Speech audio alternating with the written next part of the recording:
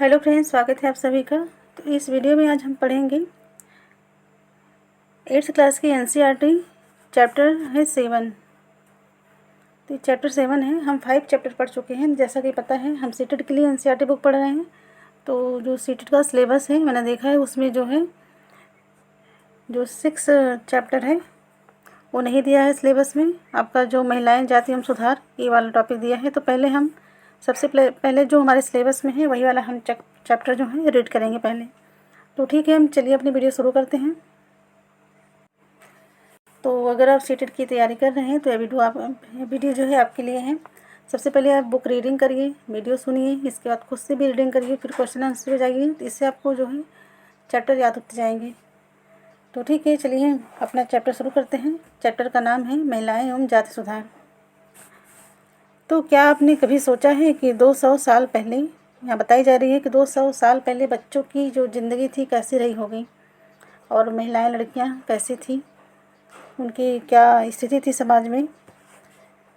तो देखिए, क्या आपने कभी सोचा है कि 200 साल पहले बच्चों की ज़िंदगी कैसी रही होगी। आजकल मध्यवर्गीय परिवारों की ज़्यादातर लड़कियां स्कूल जाती हैं और उनमें से बहुत सारी लड़कों के साथ पढ़ती हैं। बड़े होने पर उनमें से बहुत सारी लड़कियां कॉलेजों और विश्वविद्यालयों में जाती हैं और विभिन्न प्रकार की नौकरियां करती हैं। कानूनन शादी के लिए उनका बालिग होना ज़रूरी है और कानून के अनुसार वे किसी भी जाति व समुदाय के व्यक्ति से शादी कर सकती हैं। यहाँ तक कि विधवाएं भी दोबारा शादी कर सकती हैं। पुरुषों की तरह सभी महिलाएं वोट डाल सकती हैं और चुनाव लड़ सकती हैं। बेशक सभी महिलाएं इन अधिकारों का उपभोग नहीं कर पाती। गरीबों को शिक्षा के मौके मुश्किल से मिलते हैं, कम मिलते हैं या मिल ही नहीं पाते। आगे बताया गया है, बहुत सारे परिवारों में लड़कियां अपनी इच्छानुसार पति भी चुन नहीं सकती।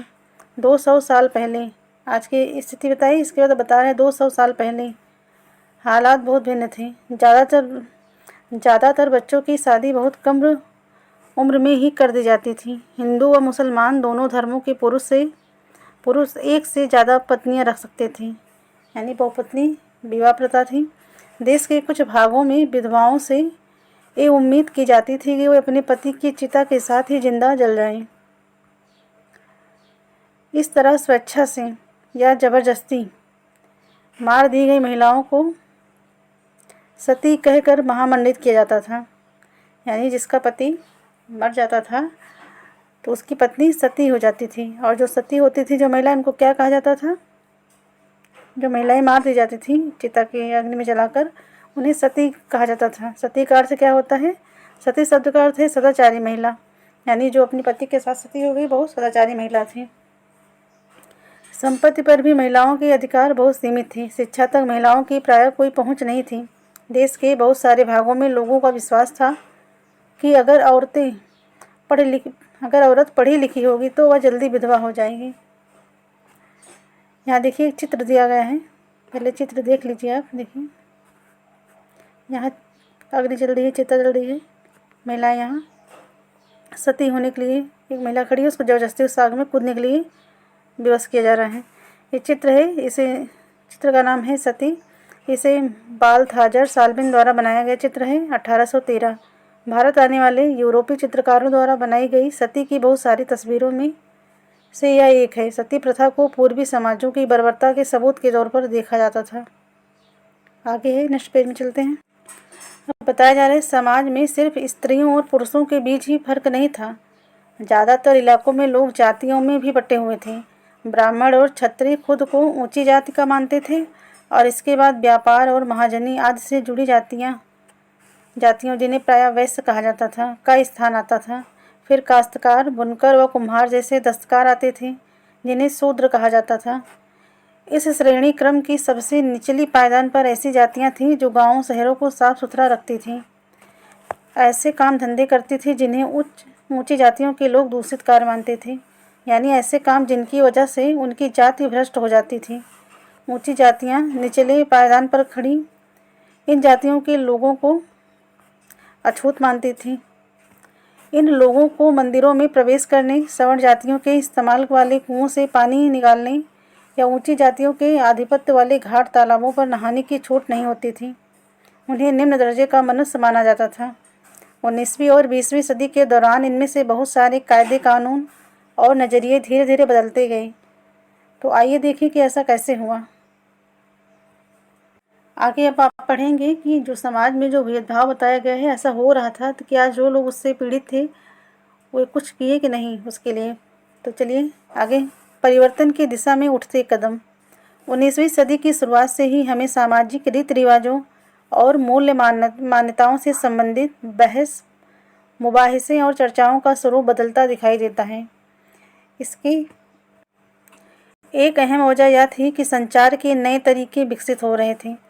पहली बार किताबें, अखबार, पत्रिकाएं, पर्चे और पुस्तिकाएं छप रही थीं। ये चीज़ें न केवल पुराने साधनों के मुकाबले सस्ती थी, बल्कि उन पांडुलिपियों के मुकाबले ज़्यादा लोगों की पहुंच में थी, जिनके बारे में आप कक्षा 7 में पढ़ चुके हैं। लिहाजा आम लोग भी उन चीज़ों को पढ़ सकते थे। उनमें से बहुत सारे अपनी भाषाओं में लिख सकते थे और अपने विचार व्यक्त कर सकते थे।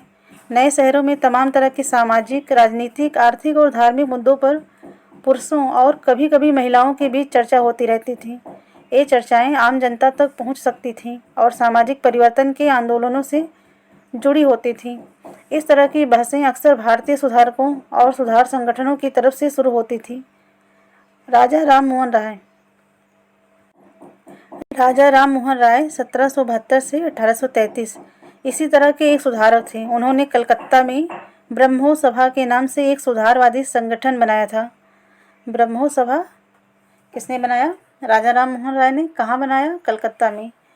यह क्या था? एक सुधारवादी संगठन था, जिसे बाद में ब्रह्मो समाज के नाम से जाना गया।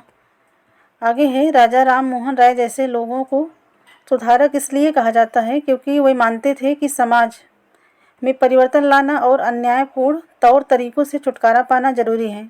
उनका विचार था कि इस तरह के परिवर्तन लाने के लिए लोगों को इस बात के लिए प्रेरित किया जाना चाहिए कि वे पुराने व्यवहार को छोड़कर जीवन का नया ढंग अपनाने के लिए तैयार हों।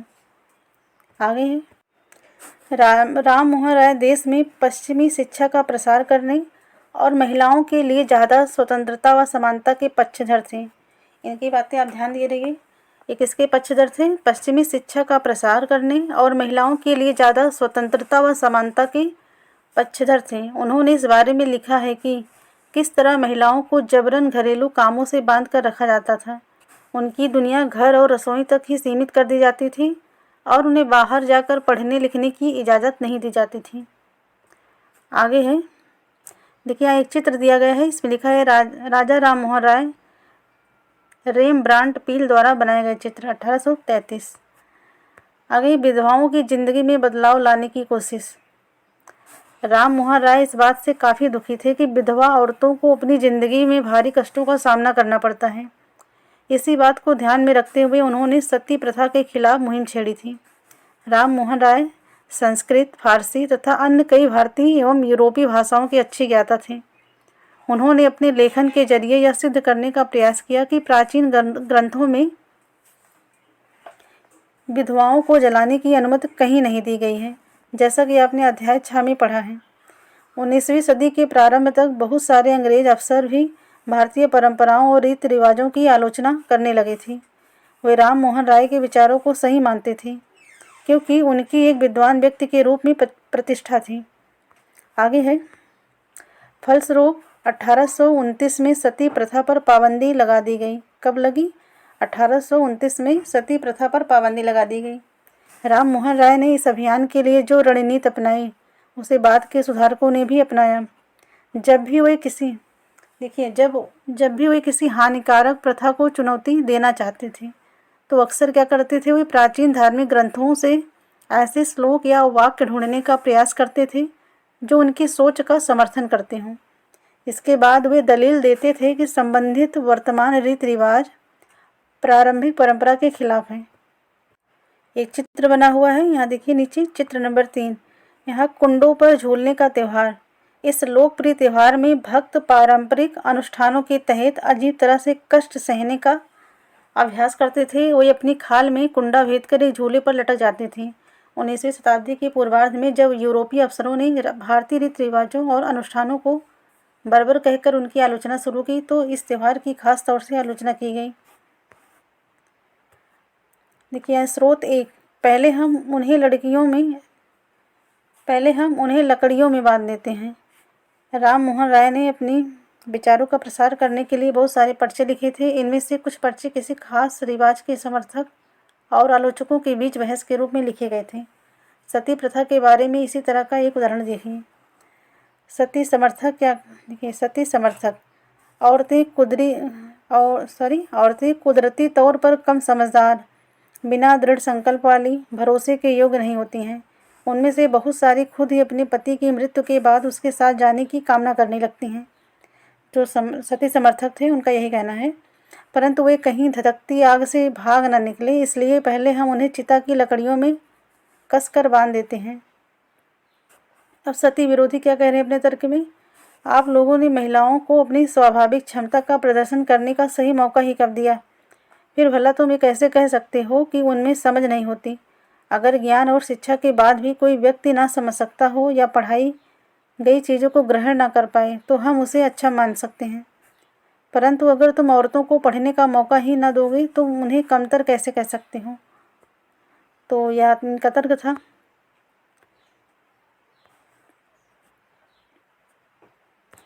आगे है, उदाहरण के लिए प्रसिद्ध सुधारक ईश्वरचंद्र विद्यासागर ने भी विधवा विवाह के पक्ष में प्राचीन ग्रंथों का ही हवाला दिया था। अंग्रेज सरकार ने उनका यह सुझाव मान लिया और 1856 में विधवा विवाह के पक्ष में एक कानून पारित कर दिया। तो विधवा विवाह कानून कब पारित हुआ? 1856 में। जो विधवाओं के विवाह का विरोध करते थे उन्होंने विद्यासागर का भी विरोध किया और यहाँ तक कि उनका बहिष्कार कर दिया। 19वीं सदी के उत्तरार्ध तक विधवा विवाह के पक्ष में चलाया जा रहा आंदोलन देश के अन्य भागों में भी फैल गया था। मद्रास प्रेसिडेंसी के तेलुगु भाषी इलाकों में वीरेशलिंगम पंतलू ने विधवा विवाह के समर्थन में एक संगठन बनाया था। लगभग उसी समय बम्बई में युवा बुद्धिजीवियों द्वारा सुधारकों ने भी विधवा विवाह के प्रचार प्रसार का संकल्प लिया। उत्तर में आर्य समाज की स्थापना करने वाले स्वामी दयानंद सरस्वती ने भी विधवा विवाह का समर्थन किया। आर्य समाज की स्थापना किसने किया? स्वामी दयानंद सरस्वती ने। इसके बावजूद विवाह करने वाली विधवा महिलाओं की संख्या काफ़ी कम थी। विवाह करने वाली विधवाओं को समाज में आसानी से स्वीकार नहीं किया जाता था। इस तरह रूढ़िवादी तबके इस नए कानून का विरोध करते रहे। स्वामी दयानंद ने 1875 में आर्य समाज की स्थापना की थी। आर्य समाज ने हिंदू धर्म को सुधारने का प्रयास किया था। आर्य समाज की स्थापना कब हुई? 1875 में। किसने किया? स्वामी दयानंद सरस्वती ने। उद्देश्य इसका क्या था? आर्य समाज ने हिंदू धर्म को सुधारने का प्रयास किया था। आगे है, लड़कियां स्कूल जाने लगती हैं। बहुत सारे सुधारकों को लगता था कि महिलाओं की दशा सुधारने के लिए लड़कियों को शिक्षित करना जरूरी है। कलकत्ता में विद्यासागर और बम्बई में बहुत सारे अन्य सुधारकों ने लड़कियों के लिए स्कूल खोले। 19वीं सदी के मध्य में जब इस तरह के प्रारंभिक स्कूल खुले तो बहुत सारे लोग उनसे डरते थे। किनसे? स्कूलों से। लोगों को भय था कि स्कूल वाले लड़कियों को घर से निकाल ले जाएंगे और उन्हें घरेलू कामकाज नहीं करने देंगे। स्कूल जाने के लिए लड़कियों को सार्वजनिक स्थानों से गुजर कर जाना पड़ता था। बहुत सारे लोगों को लगता था कि इससे लड़कियां बिगड़ जाएंगी। उनकी मान्यता थी कि लड़कियों को सार्वजनिक स्थानों से दूर रहना चाहिए। फलस्वरूप 19वीं सदी में पढ़ने लिखने वाली ज़्यादातर महिलाओं को उनके उदार विचारों वाले पिता या पति की देखरेख में घर पर ही पढ़ाया जाता रहा। कई महिलाओं ने बिना किसी की मदद लिए खुद ही पढ़ना लिखना सीखा। क्या आपको याद है कि पिछले साल की सामाजिक एवं राजनीतिक जीवन पुस्तक में आपने राज सुंदरी देवी के बारे में क्या पढ़ा था? वो ऐसी महिलाओं में से थी जिन्होंने रात में दिए की टिमटिमाते लौ में चोरी छिपे ही लिखना पढ़ना सीखा था। 19वीं सदी के आखिरी हिस्से में आर्य समाज द्वारा पंजाब में और ज्योतिराव फुले द्वारा महाराष्ट्र में लड़कियों के लिए स्कूल खोले गए। आर्य समाज द्वारा पंजाब में और ज्योतिराव फुले द्वारा महाराष्ट्र में स्कूल खोले गए। उत्तर भारत के कुलीन मुस्लिम परिवारों की महिलाएं अरबी में कुरान शरीफ पढ़ना सीखने लगीं। उन्हें घर पर ही पढ़ाने के लिए शिक्षिकाएं रखी जाती थीं। इस स्थिति को देखते हुए मुमताज़ अली जैसे कुछ सुधारकों ने कुरान शरीफ की आयतों का हवाला देकर कहा कि महिलाओं को भी शिक्षा का अधिकार मिलना चाहिए। 19वीं सदी के आखिर से ही उर्दू में उपन्यासों का सिलसिला शुरू हुआ। इन उपन्यासों में महिलाओं को इस बात के लिए प्रोत्साहित किया जाता था कि वे धर्म और घरेलू सांस संभाल के बारे में पढ़ें। देखिए, हिंदू महाविद्यालय की छात्राएं 1875 19वीं शताब्दी में जब लड़कियों के लिए स्कूल खोले गए तो आमतौर पर माना जाता था कि लड़कियों की पढ़ाई लिखाई लड़कों की पढ़ाई लिखाई से कम सख्त होनी चाहिए। हिंदू महिला विद्यालय ऐसे शुरुआती संस्थानों में था जहां वही शिक्षा दी जाती थी जो उस समय लड़कों को दी जा रही थी।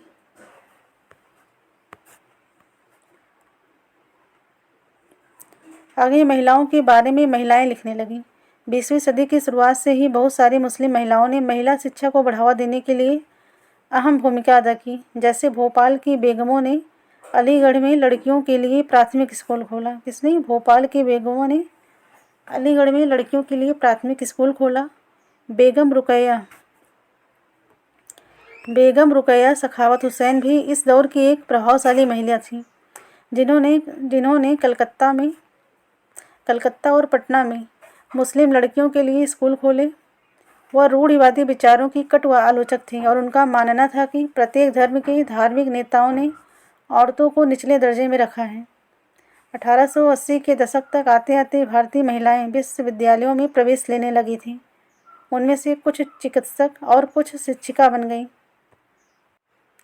बहुत सारी महिलाएं लिखने लगीं और उन्होंने समाज में महिलाओं की स्थिति पर अपने आलोचनात्मक विचार प्रकाशित किए।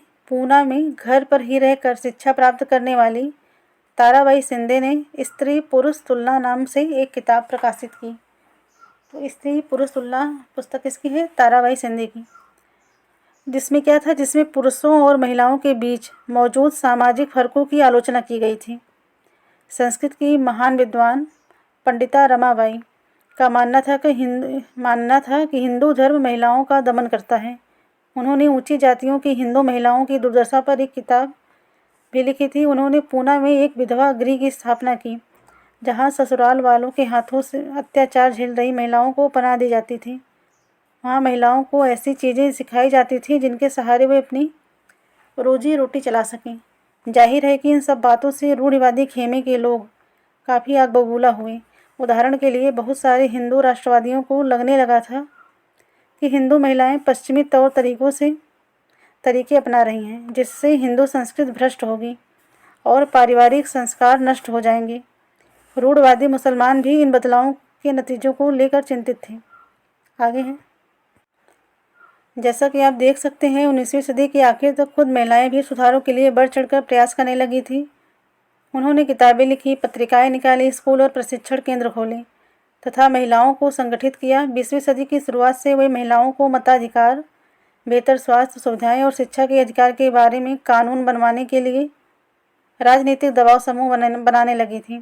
उनमें से कुछ महिलाओं ने 1920 के दशक के बाद विभिन्न प्रकार के राष्ट्रवादी और समाजवादी आंदोलनों में हिस्सा भी लिया। 20वीं शताब्दी में जवाहरलाल नेहरू और सुभाष चंद्र बोस जैसे नेताओं ने महिलाओं के लिए और अधिक स्वतंत्रता व समानता की मांगों का समर्थन किया। राष्ट्रीय नेताओं ने आश्वासन दिया कि स्वतंत्रता मिलने पर सभी पुरुषों व महिलाओं को वोट डालने का अधिकार दे दिया जाएगा, परंतु उनका आह्वान था कि जब तक स्वतंत्रता नहीं मिल जाती तब तक महिलाओं को अंग्रेजी राज विरोधी संघर्ष में ही जोर लगाना चाहिए।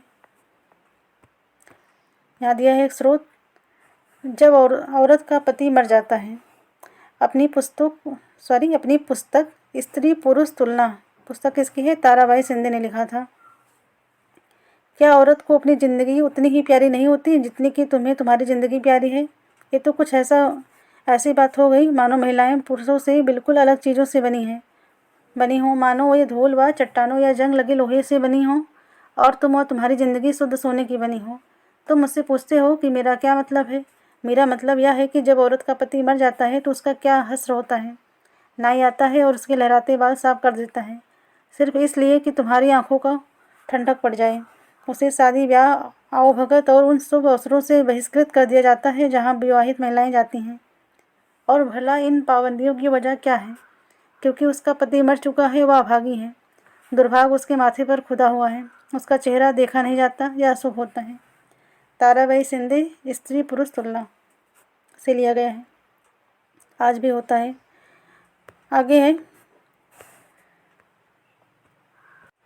देखिए, बाल विवाह के विरुद्ध कानून। महिला संगठनों के विकास तथा इन मुद्दों पर हो रहे लेखन की वजह से सुधारों के पक्ष में आवाज़ और मजबूत हुई। लोग बाल विवाह जैसी स्थापित परंपराओं को चुनौती देने लगे। केंद्रीय विधानसभा में बहुत सारे सांसद थे जिन्होंने बाल विवाह पर पाबंदी हेतु कानून बनाने के लिए संघर्ष किया। 1929 में बाल विवाह निषेध अधिनियम पारित किया गया।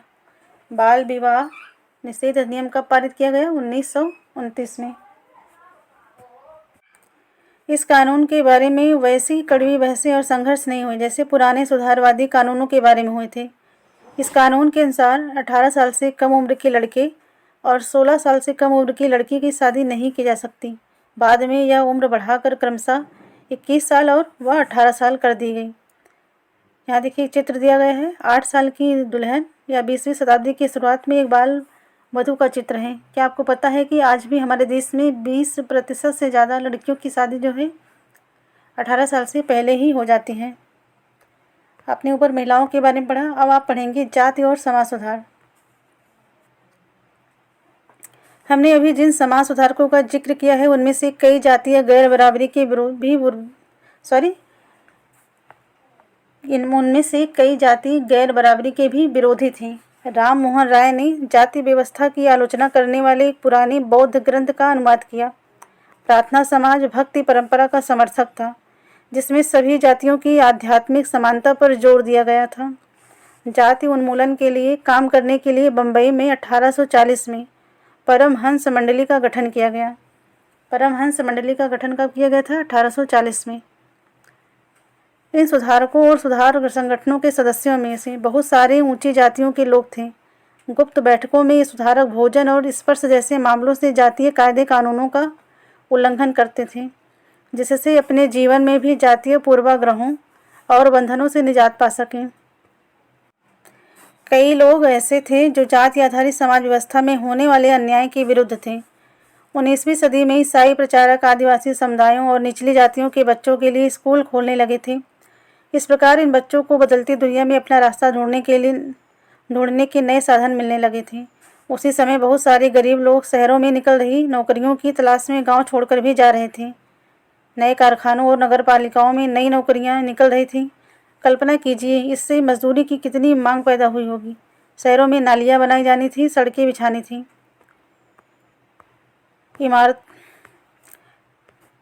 इमारतों का निर्माण होना था और शहरों को साफ किया जाना था।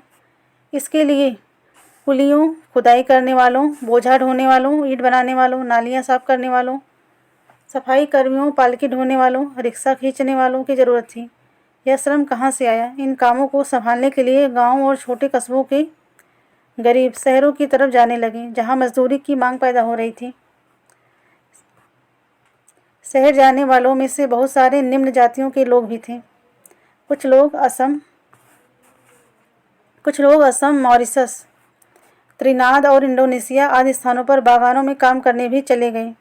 नए स्थानों पर काम अक्सर बहुत कठोर था, परंतु गरीबों, निचली जातियों के लोगों को या गांव में समर जमींदारों द्वारा उनके जीवन पर दमनकारी कब्जे और दैनिक अपमान से छूट निकलने का एक मौका था। यहाँ एक चित्र दिया गया है, चित्र 9। एक कुली जहाज। 19वीं शताब्दी जॉन एलन नामक इस कुली जहाज के द्वारा भारतीय मजदूरों को मॉरिशस ले जाया जाता था जहाँ उन्हें तरह तरह के कठोर काम करने पड़ते थे। इनमें से ज़्यादातर मजदूर जो हैं निचली जातियों के होते थे। जूते कौन बना सकता है?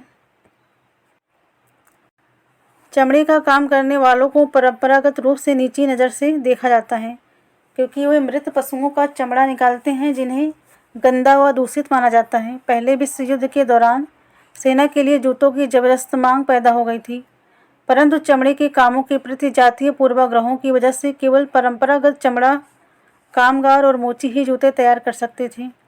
लिहाजा वे ज़्यादा कीमत की मांग करने लगी और उन्हें काफ़ी लाभ हुआ। देखिए यहाँ जूते बनाते मदिगा समुदाय के लोग। 19वीं शताब्दी आंध्र प्रदेश। मदिगा समुदाय के लोग कहाँ के थे? आंध्र प्रदेश।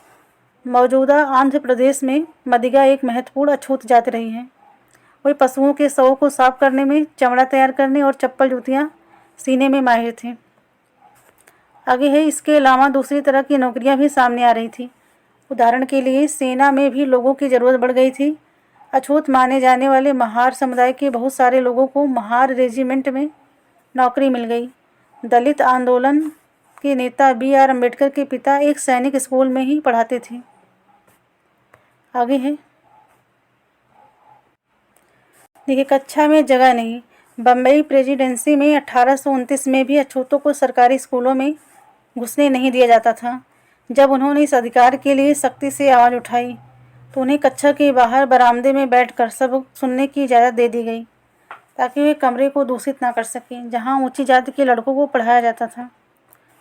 चित्र 11 है। यहाँ देखिए, गुजरात के दुबला समुदाय के लोग बाजार के लिए आम ढोकर ले जा रहे हैं।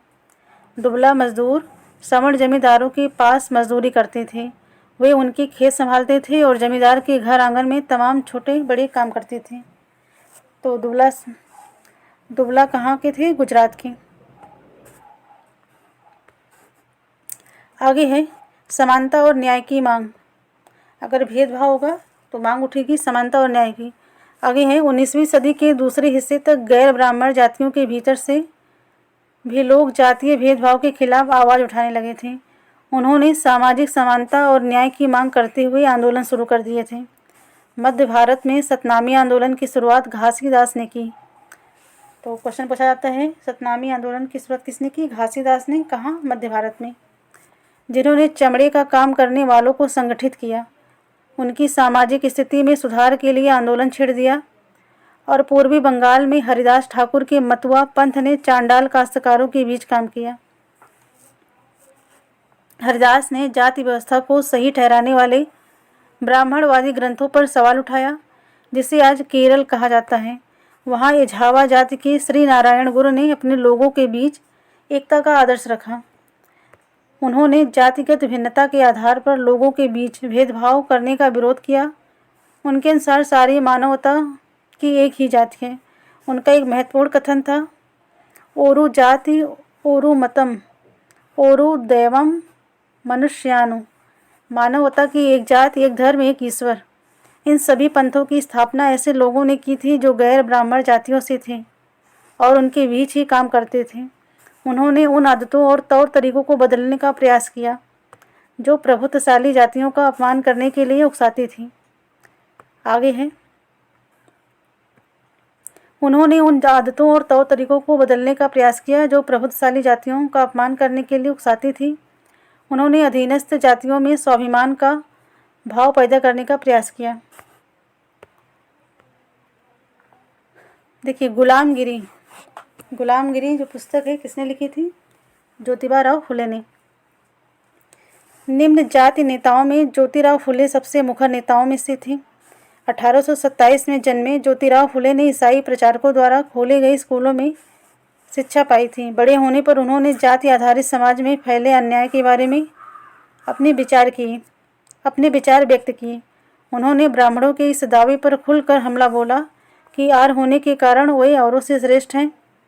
फुले का तर्क था कि आर्य विदेशी थे जो उपमहाद्वीप के बाहर से आए थे और उन्होंने इस मिट्टी के असली वारिसों आर्यों के आने से पहले यहाँ रह रहे मूल निवासियों को हराकर उन्हें गुलाम बना लिया था। जब आर्यों ने अपना प्रभुत्व स्थापित कर लिया तो वे पराजित जनता को नीच निम्न जाति वाला मानने लगे। फुले के अनुसार ऊंची जातियों का उनकी जमीन और सत्ता पर कोई अधिकार नहीं है। यह धरती यहाँ के देसी लोगों की, कथित निम्न जाति के लोगों की है। फुले ने दावा किया, आर्यों के शासन से पहले यहाँ स्वर्ण युग था। योद्धा किसान जमीन जोतते थे और मराठा देहात पर न्याय संगत और निष्पक्ष तरीके से शासन करते थे। उन्होंने सुझाव दिया कि शूद्रों यानी श्रमिक जातियाँ और अतिशूद्रों अछूत को जातीय भेदभाव खत्म करने के लिए संगठित होना चाहिए। फुले द्वारा स्थापित किए गए सत्य शोधक समाज नामक संगठन ने जातीय समानता के समर्थन में मुहिम चलाई। तो सत्य शोधक समाज की स्थापना किसने किया? ज्योतिराव फुले ने। आगे है, देखिए, स्रोत यहाँ है, मैं यहाँ और तुम वहाँ। फुले जो हैं उच्च जाति नेताओं के उपनिवेशवाद विरोधी फुले उच्च जाति नेताओं के उपनिवेशवाद विरोधी राष्ट्रवाद के भी आलोचक थे। उन्होंने लिखा था, ब्राह्मणों ने अपने धर्म की वह तलवार छिपा ली है जिसने लोगों की संपन्नता का गला काट दिया है, और अब वे देश के महान देशभक्त बने घूम रहे हैं। वे हमारे शूद्र, मुस्लिम और पारसी नौजवानों को ये सलाह देते हैं कि अगर हम ऊंच नीच के बारे में अपना सारा लड़ाई झगड़ा बंद करके एकजुट नहीं होंगे तो हमारा देश कभी उन्नति नहीं कर पाएगा। यह एकता उन्हीं के फायदे में है, क्योंकि इसके बाद दोबारा यही स्थिति पैदा हो जाएगी, मैं यहाँ और तुम वहाँ। तो ज्योतिराव फुले काश्तकार की चाबुक शेत कच्चा आसोड़ से लिया गया है। आगे है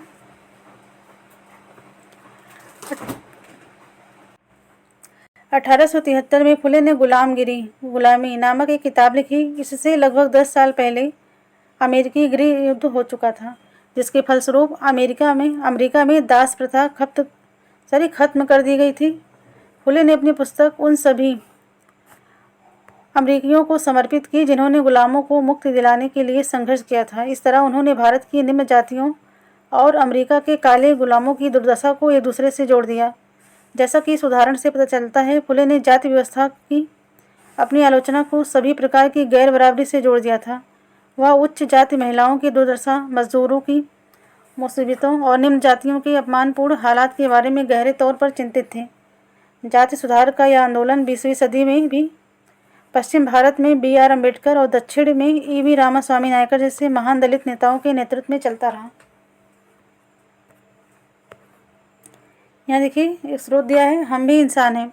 1927 में अम्बेडकर ने कहा था, अब हम सिर्फ ये साबित करने के लिए तालाब पर जाना चाहते हैं कि औरों की तरह हम भी इंसान हैं। हिंदू समाज का दो मुख्य सिद्धांतों समानता और जातिवाद की समाप्ति पर पुनर्गठन किया जाना चाहिए। मंदिर में कौन जा सकता था? देखिए, अम्बेडकर एक महार परिवार में पैदा हुए थे। बचपन में उन्होंने इस बात को बहुत नज़दीक से देखा था कि रोजाना की ज़िंदगी में जाति भेदभाव और पूर्वाग्रह क्या होता है। स्कूल में उन्हें कक्षा के बाहर ज़मीन पर बैठना पड़ता था। उन्हें सवर्ण बच्चों द्वारा इस्तेमाल किए जाने वाले नलकों से पानी पीने की इजाज़त नहीं थी। स्कूल की पढ़ाई पूरी करने के बाद उन्हें उच्च अध्ययन के लिए अमेरिका जाने हेतु फेलोशिप मिल गई थी। 1919 में भारत लौटने पर उन्होंने समकालीन समाज में उच्च जातीय सत्ता संरचना पर काफ़ी लिखा। सन 1927 में अम्बेडकर ने मंदिर प्रवेश आंदोलन शुरू किया। तो अम्बेडकर ने मंदिर प्रवेश आंदोलन कब शुरू किया? 1927 में, जिसमें महार जाति के लोगों ने बड़ी संख्या में हिस्सा लिया। ब्राह्मण पुजारी इस बात पर बहुत आग बबूला हुए कि दलित भी मंदिर के जलाशय का पानी इस्तेमाल कर रहे हैं। 1927 से 1935 के बीच अम्बेडकर ने मंदिरों में प्रवेश के लिए ऐसे 3 आंदोलन चलाए। वह पूरे देश को दिखाना चाहते थे कि समाज में जातीय पूर्वाग्रहों की जकड़ कितनी मजबूत है। यहाँ देखिए चित्र 14 में मदुरई मंदिर का प्रवेश द्वार, टॉमस डेनियल द्वारा बनाया गया चित्र 1792। मंदिर प्रवेश आंदोलन से पहले अछूतों को इस तरह के प्रवेश द्वारों के आसपास भी फटकने नहीं दिया जाता था। आगे है गैर ब्राह्मण आंदोलन। 20वीं सदी के आरंभ में गैर ब्राह्मण आंदोलन शुरू हुआ। यह प्रयास उन गैर ब्राह्मण जातियों का था जिन्हें शिक्षा, धन और प्रभाव हासिल हो चुका था। उनका तर्क था कि ब्राह्मण तो उत्तर से आए उन आर्य आक्रमणकारियों के वंशज हैं जिन्होंने यहाँ के मूल निवासियों देसी द्रविड़ नस्लों को हराकर दक्षिणी भूभाग पर विजय हासिल की थी। उन्होंने सत्ता पर ब्राह्मणवादी दावों को भी चुनौती दी। पेरियार के नाम से प्रसिद्ध E.V. रामास्वामी नायकर एक मध्यवर्गीय परिवार में पले बढ़े थे। अपने प्रारंभिक जीवन में सन्यासी थे और उन्होंने संस्कृत शास्त्रों का गंभीरता से अध्ययन किया था। बाद में वे कांग्रेस के सदस्य बने, परंतु जब उन्होंने राष्ट्रवादियों द्वारा आयोजित की गई दावत में देखा कि वहां बैठने के लिए जातियों के हिसाब से अलग अलग इंतजाम किया हुआ है, तो उन्होंने हताश होकर पार्टी छोड़ दी। इस दावत में निम्न जातियों और उच्च जातियों के लिए अलग अलग बैठने का इंतजाम किया गया था। पेरियार की समझ में आ चुका था कि अछूतों को अपने स्वाभिमान के लिए खुद लड़ना होगा। इसी बात को ध्यान में रखते हुए उन्होंने स्वाभिमान आंदोलन शुरू किया। स्वाभिमान आंदोलन कैसे शुरू किया? E.V. रामास्वामी नायकर ने। उनका कहना था कि मूल तमिल और द्रविड़ संस्कृत के असली वाहक अछूत ही हैं, जिन्हें ब्राह्मणों ने अपने अधीन कर लिया है। उनका मानना था कि सभी धार्मिक नेता और मुखिया सामाजिक विभाजनों और असमानता को ईश्वर प्रदत्त मानते हैं। इसलिए सामाजिक समानता के लिए सभी धर्मों से अछूतों को खुद मुक्ति पानी होगी। पेरियार हिंदू वेद पुराणों के कट्टर आलोचक थे। खास तौर से मनु द्वारा रचित संगीता, भगवद गीता और रामायण के वे कटु आलोचक थे। उनका कहना था कि ब्राह्मणों ने निचली जातियों पर अपनी सत्ता तथा महिलाओं पर पुरुषों का प्रभुत्व स्थापित करने के लिए इन पुस्तकों का सहारा लिया है। ये दलील लोगों को सहज रास नहीं आई। निम्न जातीय नेताओं के भाषणों, विचारपूर्ण लेखन निम्न जातीय नेताओं के भाषणों, विचारपूर्ण लेखन और आंदोलन से उच्च जातीय राष्ट्रवादी नेताओं के बीच कुछ आत्ममंथन और आत्मालोचना की प्रक्रिया शुरू हुई। परंतु रूढ़वादी हिंदू समाज ने भी उत्तर में सनातन धर्म सभाओं तथा भारत में धर्म महामंडल और बंगाल में ब्राह्मण सभा जैसे संगठनों के जरिए इन रुझानों का सख्ती से विरोध किया। इन संगठनों का मकसद यही था कि हिंदू धर्म में जाति ऊंच नीच को जो महत्व दिया जाता है, इस पर कोई जांच ना आए। वे साबित करना चाहते थे कि इस बात को धार्मिक ग्रंथों में भी मान्यता मिली हुई है। औपनिवेशिक काल के बाद भी जाति के सवाल पर बहस और संघर्ष चलते रहे और ये आज भी जारी हैं। देखिए इधर साइड में ईवी रामास्वामी नायकर पेरियार महिलाओं के बारे में पेरियार ने महिलाओं के बारे में लिखा है। तारा मुकुटम जैसे शब्दों के आगमन के बाद हमारी महिलाएं अपने पतियों के हाथों की कठपुतली बन गई थी। हमें ऐसे पिताओं के संरक्षण में जीना पड़ा जो अपनी बेटियों को सलाह देते हैं कि उन्हें पतियों को उपहार में दिया जा चुका है और अब वे अपने पति के घर का हिस्सा हैं। यह संस्कृति के साथ हमारी घनिष्ठता का परिणाम है। पेरियार द्वारा रचित पेरियार चिंता नाइकल से उद्धृत। आगे हैं ये सुधारों के लिए संगठित होना। यहाँ अलग संगठनों के बारे में दिया गया है। चित्र 16 में केशव चंद्र सेन ब्रह्मो समाज के मुख्य नेताओं में से एक थे। देखिए ब्रह्मो समाज की स्थापना 1830 ईस्वी में की गई थी। कौन किया था? राजा राम मोहन राय ने। यह संस्था सभी प्रकार की मूर्ति पूजा और बलि के विरुद्ध थी और इसके अनुयायी उपनिषदों में विश्वास रखते थे। इसके सदस्यों को अन्य धार्मिक प्रथाओं या परंपराओं की आलोचना करने का अधिकार नहीं था। ब्रह्मो समाज विभिन्न धर्मों के आदर्शों, खासतौर से हिंदुत्व और ईसाई धर्म के विचारों की आलोचनात्मक व्याख्या करते हुए उनके नकारात्मक और सकारात्मक पहलुओं पर प्रकाश डाला। आगे है डेरोजियो एवं यंग बंगाल। 1820 के दशक में Henry Louis Vivian Derozio Hindu college Calcutta में अध्यापक थे। उन्होंने अपने विद्यार्थियों को आमूल परिवर्तनकारी विचारों से अवगत कराया और उन्हें तमाम तरह की सत्ता पर सवाल खड़ा करने के लिए प्रोत्साहित किया। उनके द्वारा शुरू किए गए यंग बंगाल मूवमेंट में उनके विद्यार्थियों ने परंपराओं और रीति रिवाजों पर उंगली उठाई, महिलाओं के लिए शिक्षा की मांग की और सोच व अभिव्यक्ति की स्वतंत्रता के लिए अभियान चलाया। आगे है रामकृष्ण मिशन और विवेकानंद। रामकृष्ण मिशन का नाम स्वामी विवेकानंद के गुरु रामकृष्ण परमहंस के नाम पर रखा गया था। यह मिशन समाज सेवा और निस्वार्थ श्रम के जरिए मुक्ति के लक्ष्य पर जोर देता था। स्वामी विवेकानंद 1863 से 1902, जिनका मूल नाम था नरेंद्र नाथ दत्त था, उन्होंने श्री रामकृष्ण की सरल शिक्षाओं को अपनी प्रतिभाशाली, संतुलित, आधुनिक विचारधारा से जोड़कर संपूर्ण विश्व में प्रसारित किया। 1893 में शिकागो में विश्व धर्म संसद में उन्हें सुनने के बाद न्यूयॉर्क हेराल्ड ने विवरण दिया कि ऐसे विद्वान राष्ट्र में धर्म प्रचारकों को भेजना कितना मूर्खतापूर्ण है। वास्तव में स्वामी विवेकानंद आधुनिक समय के पहले भारतीय थे जिन्होंने विश्वव्यापी स्तर पर वेदांत दर्शन के आध्यात्मिक गौरव को पुनर्स्थापित किया। लेकिन उनका उद्देश्य केवल धर्म की व्याख्या करना नहीं था। अपने देशवासियों की निर्धनता और दुर्दशा से उन्हें अतिशय दुख हुआ। उनका यह दृढ़ विश्वास था कि कोई भी सुधार तभी सफल हो सकता है जब जनसमूह की दशा उन्नत हो। अतः भारत के लोगों को उन्होंने रसोई घर के धर्म की संकीर्ण चारदीवारी से बाहर निकलने और राष्ट्र की सेवा में एकजुट होने का आह्वान किया। इस आह्वान द्वारा भारतीय राष्ट्रवाद की प्रारंभिक अवस्था में उन्होंने असाधारण योगदान दिया, किंतु राष्ट्रवाद के बारे में उनका भाव संकीर्ण नहीं था। उन्हें यह विश्वास था कि मानव जाति के जिन समस्याओं का सामना करना पड़ रहा है उन पर तभी काबू पाया जा सकता है जब विश्व के सभी राष्ट्र एक समान धरातल पर एक साथ आएं। अतः एक सामान्य आध्यात्मिक विरासत के आधार पर उन्होंने युवाओं को एक होने का उपदेश दिया। इस उद्बोधन में वह वास्तव में नई विचारधारा के प्रतीक और भविष्य के लिए एक महान शक्ति का स्रोत बन गए। आगे है अगला आपका प्रार्थना समाज। देखिए 1867 में बम्बई में स्थापित प्रार्थना समाज ने जातीय बंधनों को खत्म करने और बाल विवाह के उन्मूलन के लिए प्रयास किया। प्रार्थना समाज ने महिलाओं की शिक्षा को प्रोत्साहित किया और विधवा विवाह पर लगी पाबंदी के खिलाफ आवाज़ उठाई। ये चाहते थे कि विधवाएं जो विवाह करें और उन पर जो पाबंदी लगी है हटाई जाए।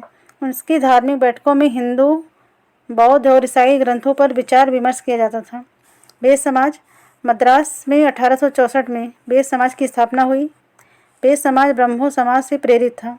बेद समाज ने जाति भेदभाव को समाप्त करने और विधवा विवाह तथा महिला शिक्षा को प्रोत्साहित करने के लिए काम किया। इसके सदस्य एक ईश्वर के अस्तित्व में विश्वास रखते थे। उन्होंने रूढ़िवादी हिंदुत्व के अंधविश्वासों और अनुष्ठानों की सख्त निंदा की। आगे है आपका अलीगढ़ आंदोलन। सैयद अहमद खां द्वारा 1875 में अलीगढ़ में खोले गए मोहम्मदन एंग्लो ओरिएंटल कॉलेज को ही बाद में अलीगढ़ मुस्लिम विश्वविद्यालय के नाम से जाना गया। यहाँ मुसलमानों को पश्चिमी विज्ञान के साथ साथ विभिन्न विषयों की आधुनिक शिक्षा दी जाती थी। अलीगढ़ आंदोलन का शैक्षणिक सुधारों के क्षेत्र में गहरा प्रभाव रहा। आगे है सिंह सभा आंदोलन।